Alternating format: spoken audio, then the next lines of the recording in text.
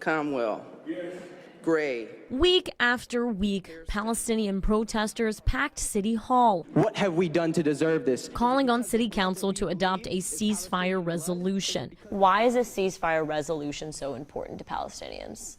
It is a way to reaffirm to Palestinians within the city that they are safe, that they are welcome, that they will be protected, especially as we see a rise in anti-Palestinian incidents. In response to that call, the Jewish Federation sent a letter asking the council to hold off until certain stipulations are included. Which is to make sure Hamas does not remain in power so that they can continue to perpetrate these attacks, and that all of the 136 hostages and their bodies return home.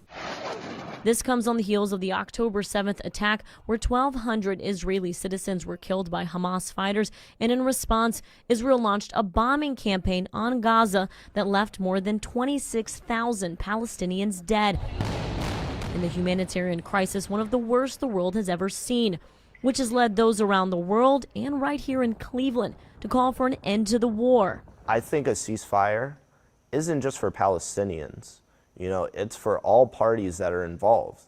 You know, we're calling for an end to all the violence, and that includes the hostages. It's an unsettling feeling when there are calls for ceasefire because the Jewish community here in Cleveland and really around the world want the end to war as well.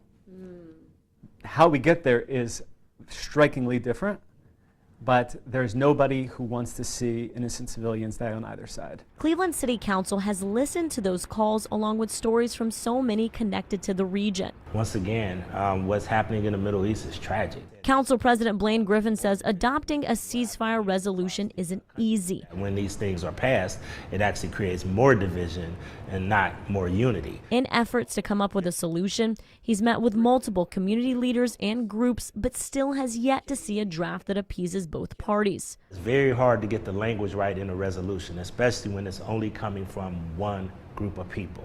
There's a group of people that feel that if we don't say anything, that makes the situation worse.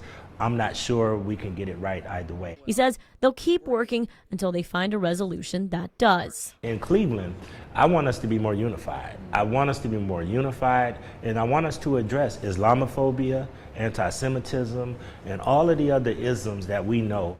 Council President Blaine Griffin just hopes both groups can come together and present a resolution that appeases all. Reporting in Cleveland, Nadina Busada, News 5.